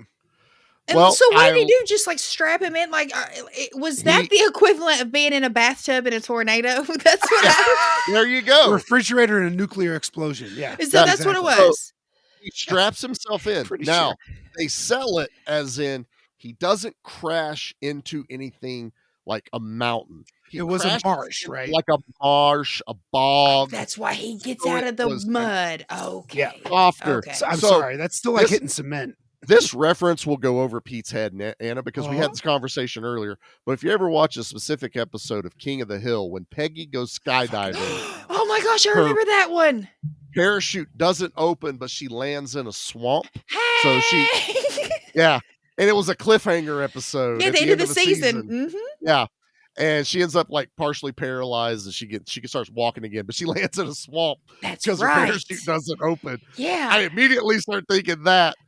And he climbs up. I mean, he is covered in the mud, the filth. He started off gold, nice and clean. He's reborn. He's reborn yet again. Oh, yep. Anna, that's yes. The phoenix rises from the ashes. He's God, still rising. yes. Oh, I missed that one. But he comes out, gold satchels on his shoulder. Yeah. We get a I cut. didn't lose that. Thank He you. had those were on his back. Yeah. Yeah, he had everything on. And then we get a cut to him on the motorcycle. So he went back and got it. And the dog. What else did he go back and get? He got the dog. In He the went and got sidecar his of the dog back. motorcycle. I was like, oh, that's so cute. That's the most with adorable the gun. thing ever. The gun, Only yeah. thing, I wish they'd have put the helmet on the dog. Fight him. I think that Attack. would have sent me if the dog had a little Nazi helmet on its head. Well, Just he's like- probably realizing, well, the Nazis can't shoot worth a shit. Why do I need a helmet for? But he goes into a definitely a war-torn town city. Yeah. Like buildings are exploded and everything. Yeah. And It had seen the ravages of war, but it had not felt the effects of the scorched earth. Yeah. No, So it was still a functioning city with it felt like a loads of capital, damage. like a capital city type thing. Yeah. He pulls up to this giant building, 2 guards out front that basically are like, I don't want to fuck it with him. Like they don't know who he is, but they're like, I'm not. Well, they stopping see him the from coming in guns this on building. on the bike too, and they're a little weary of that because they're armed as well. Yes, So they they should they be. put their guns on him, and they realize he's not got anything on him. He's not trying to shoot. Like, Yeah. okay, he's just a He little puts his- dirty. Puts his satchels A on. little. He's full walks. of blood and filth and His face is cut up. oh He- my god. Ugh. He walks in this building and there are like these guys in suits and nice coats and hats and very business oriented. And you start getting the feeling like, because it doesn't say bank on the front. It doesn't say anything, but you get that feeling of, okay, I Yeah. feel like he's in a bank. Then you see the teller and it's one girl dead center. Like everyone is like partying the red ocean. 'Cause they're getting the the Red fuck away Sea from this guy. from Probably him. stinks too. Bless his heart. That's what I said. And Right. he walks up there and he throws these satchels onto the counter and she's like, what is going on? What am I looking at? And we get the moment when Sisu finally talks and he says it in Finnish and it's translated, at least for us, which not a lot of it is, but bills, big ones, please. Won't be so damn heavy to carry. And then it ends. I was like, Done. banger movie. Banger movie. You needed nothing else. You needed no more extra scenes. Nothing needed to be cut. It's No perfect. twists in this one. Just No. point A to point B. This is why I Said don't and need a done. sequel. This is Right. it's a perfect movie, and I Right. don't want a sequel. All right, well, let's get into the things. Oh, jeez. The things. Yeah. I feel like we went on a journey back through it. And I think we did go on a journey. That was I like it though. It was good. It was good. I had a good time. We don't walk through the movie very often, but since there isn't a lot of dialogue in it, You kind of have to. Good kinda point. had to. Yeah, we kind of Yeah. had to a certain degree because of no dialogue. And- Good and point. I had a good time walking through the movie. Same. Oh, I did think we all too. had it. We all had a really good time, except when Pete got on probation. All right, our kill When count, am I body not on count. probation? That's You're funny. always on your permanent I know probation. It was am. funny. It broke me. Um, Too broke. I'm here for you. You Anna. both are on probation. All right, our total kills in Sisu is 28. Nice. Which you got to think about it. It's just one company of Nazis. That's 28 dead Nazis. It's better than none. Better than none. This is where I have to fuss at some people online. You don't count already dead bodies, so you do not count the Finnish people that are hanging in That are the. hung. They're hanging on the. You don't count power the line. burnt one in the car. You don't talk about anything that's talked about previously. You don't count the cities Yeah. because the point of this movie is no one in this movie dies that isn't a Nazi. Right. Only Nazis die in this movie. Oh yeah. Okay. Whole Yep. point. Yep. So it's 28 Nazis dead, even though the immortal literally dies like 3 times in Probably, this movie. yeah. I think for so. sure. Yeah. Yeah. All right, let's pick our favorite. Have you ever killed anyone? God, I gotta pick they were all bad. It happens every week. Why do I Yeah. have a? I don't know, but this is literally they were all bad. Yeah, because they were Nazis and they were all bad. Fuck 'em. Anna, let's start with you. What is your favorite kill of the week? Well, it's got to be kills, and it's got to be when the girls flip open the tarp. Yeah. That was my girl power moment in a war movie full of men. That it didn't take anything away from the story. It didn't seem random. It fit perfectly in with what's already going on. And I literally got up and cheered. I yelled. I was like, hell yeah. Like they're getting to take their own revenge out on them too. And I really dug it. The reveal, everything was perfect. Marvel, this is how you tell your audience that girls are badass. Yeah. Not at the end of, what was the last one with Thanos, where all of a sudden all of the girls are on the same side. Endgame. They're all happen to be at the same end of the battlefield, and they're all next to each other, and they're all in frame, and they're all doing their thing. That's forced. That is forced, and we don't want it. Very true. At that point. Yeah, this is how you make them badass. And I also love too that they didn't have to show us the grape they didn't have to show any ugly scenes. We got enough of just with him zipping his zipper and her covering her skin up. Like we knew, like they didn't have to shove it in our face. Right. All you need. And nothing, even though this is a war film, nothing in it is gratuitous. I feel like this is all very well done. A great amount of gore and violence that fits the story and doesn't overdo it, I don't think. No, I 100% agree with you. I think they did this correctly. It's not as gritty as getting into things like Fury and, war movies that try to show you the horrors of war. Guess what? It's war. Of course there's horrors. It's all horrible. This one doesn't make it comical, but it doesn't. I guess tastefully is the best way to do it. Is just be like, they're not shoving it in your face, but they can get the point across.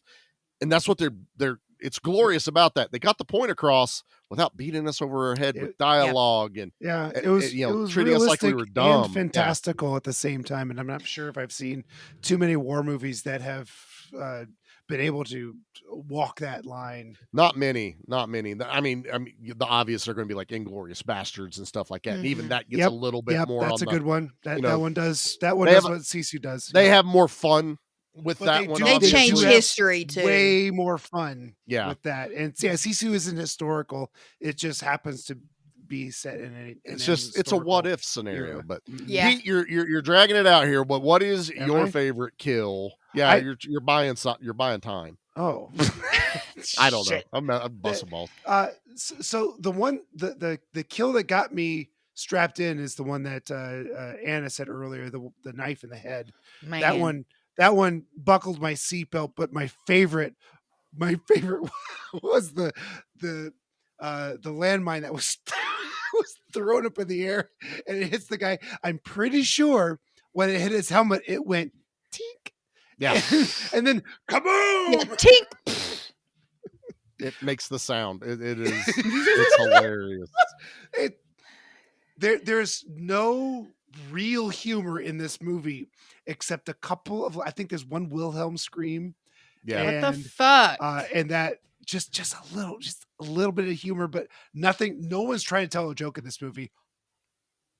And this is so fucking good. Anyway, I'm done. Charlie, you're up. So yeah, I love every kill in this movie, but I gotta give it to the landmine. That landmine flying through the air. You're not ready for it. No.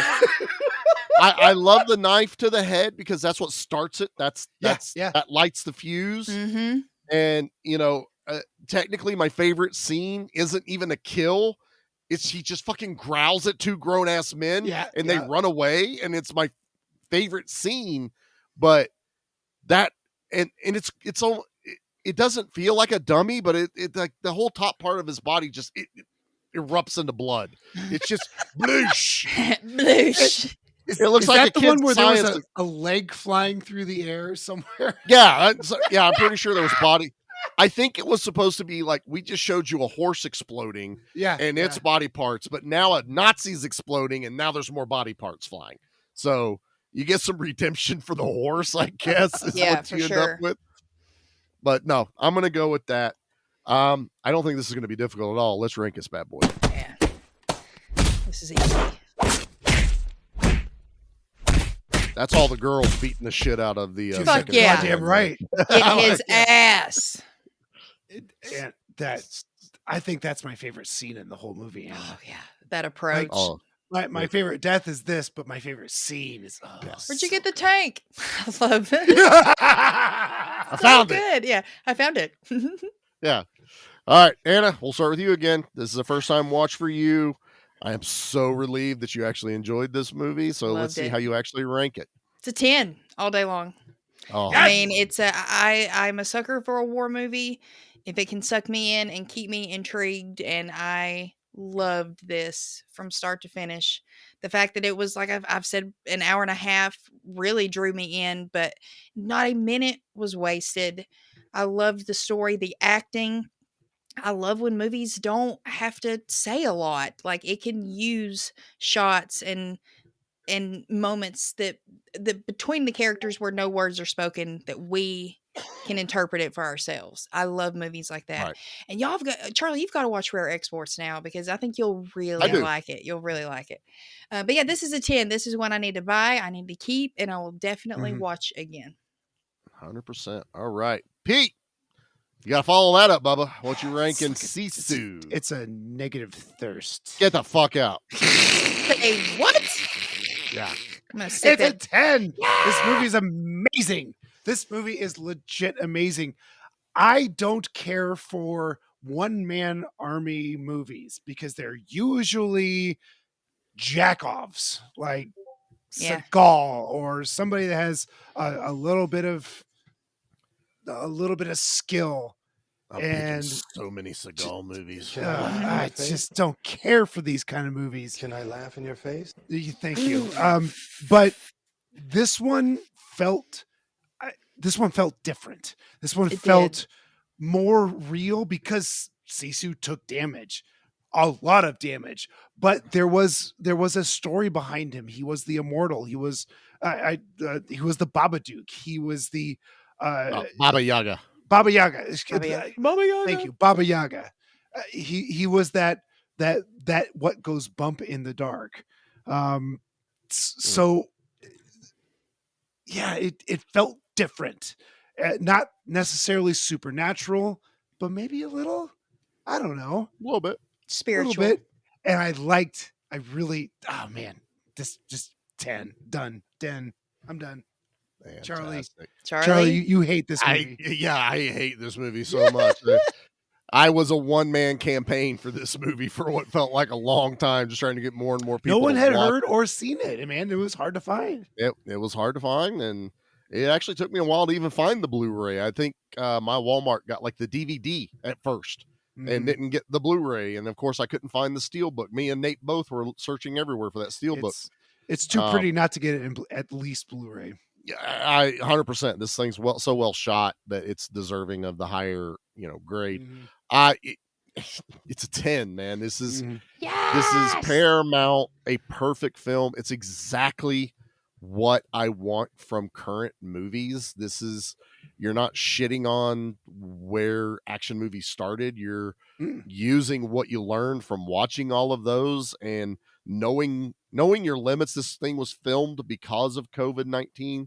There was a bigger budget movie that they were supposed to be working on with way more production, but COVID hit and they had to scale back. So they wrote a quick and dirty story that worked with fewer people, fewer risk of, infections or anything like that. And they struck gold. I just wish someone would have been like, that movie's fucking awesome. Let's get it out for the people to see. Yeah. That's what I think that's the only downside to it, not having a huge studio behind it for its release, where it's a finished, basic, technically foreign film. But thankfully lately, movies like The Substance, movie like these other things, these smaller movies are slowly clawing their way up into mainstream and people are paying attention to them. So, and that doesn't mean to not stop buying the movie when you do find out about it. That's why I say, don't watch it for free. Go fucking buy this movie. There's your a favorite movies. There's a buy your favorites. The Sisu 4K Blu-ray is on Amazon right now for $20, y'all. Go buy it. Worth it. I'm adding it to the cart right now. Worth every freaking penny of it. All right, so this is the point where we usually have a moment. No trash. Nate No trash. No. And No. Trash all over the ring. Do my And Anna then Gorman. I start eating garbage. And then I pick up the trash Anna can, Gorman? and I almost like that better than Nickname for me. Scream Queen. Like Anna Gorman. Oh, so Show me your mean face. Arr, arr. this is why they're on probation, y'all. Sorry. This is why. I'm not editing any of this. And I'll be on probation with you any day of the week. Locked up in the same cell. So the last time I did this, it wasn't too difficult. I found one that was quite well done for the Matrix. We all got a good chuckle out of it. The Matrix, that was a very good Bad negative review. Yeah. That's So like, if you do a bad review, read that one and yeah, that's the way to do them. So with that in mind, I went in trying to find negative reviews for Sisu, and I did find them. The issue with that is I got pissed off. I am reading negative reviews and I am physically getting mad at these so-called critics on their stupid takes and ridiculousness. And so I have something to say to them instead of their review. Give me. Let's do it. The biggest issue I read in all of the negative reviews was this movie is way too outlandish. It's way too much cartoon. This would never happen. This is the lowest common denominator of storytelling. This is ridiculous. Well, don't waste your time. Don't do this. And I had a moment. I had an epiphany, if you will, about this movie. Yeah. And I went, this isn't a movie about us watching exactly what's happening. The movie is actually those girls telling the story about Sisu. Because what happens with a folk legend, the stories get bigger. He didn't just jump on, he didn't just kill a bunch of guys that were in an airplane. He hooked onto the bottom of it with his pickaxe and clawed his way inside and then survived it crashing. Because the only way you can do that is if you are a legend. In this movie, when you watch it a second time and you put it in your head, think of this as someone sitting around a campfire telling a story, just like she did in the back of that bus where she's trying to get it across to those two German soldiers who Sisu is, who this man is. That's what this movie is. This movie is a literal interpretation of someone telling the story of the immortal. And it can get bigger and grander. And how did he live from this? And how did he survive that? Oh, did he save the dog? You damn right he saved the dog. He did. Yeah. That is where people are way too, I didn't like this. And then they poo-poo this shit and they don't actually, what they think they're being intellectual about, they don't know fucking shit. This movie is perfect. You look at a movie and this is done as a legend, the legend of Sisu, and I love it for that. So fuck all the critics. Applause. Thank you. So I want to watch this again right now. Me too. In the eyes of the abused. Yeah, you look at as they're telling their tales to hopefully their grandchildren about the war and this immortal, and he might still be alive today. So be good. Yeah, don't go into the pond. He's gonna drink your air. Right. It's through your everything. slit throat. You cannot shoot him. You cannot burn him. You cannot drown him. You cannot hang him. You cannot make him fall to his death. He burns himself for fun. But you have taken away everything that would normally kill someone. I love it. He is a legend. He is a folk legend. Charlie, why are you so smart? Why are you so smart? Because I'm sexy and I know it. Goddamn right, you're sexy. I'm just silly. All right. Well, now that is the end of Banger March, and I think we ended at Banger March was legit a banger. It was a banger. Was it what? Anna had like 1 under 10, right? Like no, both of mine were under Scream was 10, this was 10. Yeah. Matrix was 6.5 and Big Trouble was 7.5. 7.5, I think. Yeah. So Ouch. yeah. Those are still good scores in my book. They're good. Yeah, Oh, yeah, she just yeah. didn't get the Matrix. It's totally fine. I'm still okay. struggling with that. I'm still in the Don't- Matrix, wondering where I'm Hey, at. Don't worry about it. It's unless you want to sit down and spend some time with it. Yeah. Yeah. Don't worry. So what we've decided to do for April, we're still not doing themes, but we did decide that I get a month with my action stuff. Nate was getting a month with horror. Pete obviously gets February. And we really needed to make sure that Anna had a way to put her mark on the show. And what we got a good taste of that with Scream, which I think is a nice little teaser for everyone. So what we're doing is so much fun. April is going to be the month of Anna. So Yay! I'm honored. well, Thank you. Anna Prol, whatever we want to say. Anna So April. Anna has April. Yeah. Anna has curated her picks for April. You never And say Anna, curated about the picks that I do. because I don't. Because that curated sounds so sophisticated, refined. Like, have you seen your movies? Like, yes, I have, and I was on your side this year, so I don't know why. I know you were. What are you giving me shit for? But I think what we're going to do is, Anna, I think you should just let each person know each week what one's going to be. So what is your pick for next week for month of Anna? So we are kicking the month off with my horror pick. First one. It's a newer one that Charlie has not seen. I tried to also, I'm a people pleaser at heart. So I tried to pick things that I loved that I felt like the guys would also enjoy as well. So the first pick is Ready or Not. Yeah. I'm so excited. I saw this in the theater. Did you Never really? seen it. I did. Charlie, you're going to have fun. So is Jackie. Y'all are going to have fun with this. I'll be honest, never heard of it. So It's Radio Silence who did Abigail. Yep.